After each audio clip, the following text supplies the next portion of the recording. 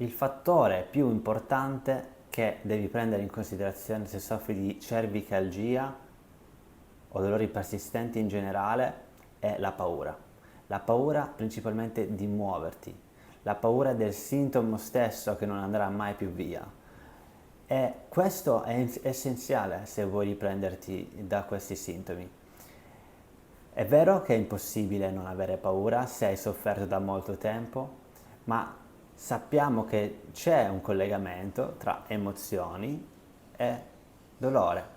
Il nostro cervello non fa differenza tra emozione negativa o dolore. Quindi se è arrivato prima il dolore, arriverà l'emozione negativa successivamente, stai contribuendo a un circolo vizioso. Se arriva l'emozione prima e arriva il dolore dopo, stai contribuendo sempre a un circolo vizioso se reagisci a questa situazione.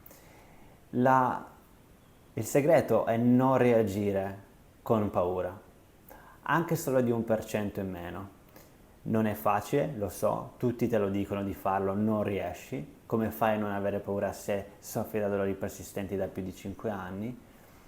Capire i meccanismi che stress negativo, stress con magari anche emozioni represse portano della paura all'interno di te. Quindi stress e paura è la stessa cosa. È vero, a molti non piace la parola paura perché si sentono non impauriti di niente, invece lo stress è proprio quello, una previsione di un futuro, ok? Vedila così. Questo è quello che ti posso dire.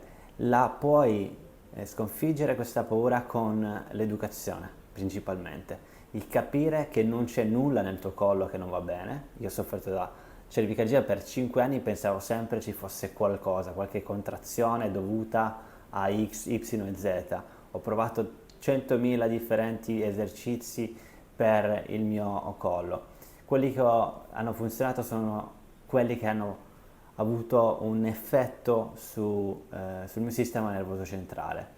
E appunto la paura sicuramente ha un effetto diretto sul sistema nervoso centrale. Il sonno anche, il movimento anche.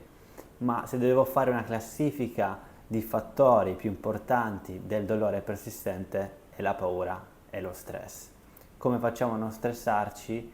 Dobbiamo imparare a non reagire a tutto quello che ci accade all'esterno di noi in modo di controllo. Non dobbiamo controllare necessariamente sempre tutto. Possiamo lasciare andare e capire che c'è un effetto alle nostre emozioni.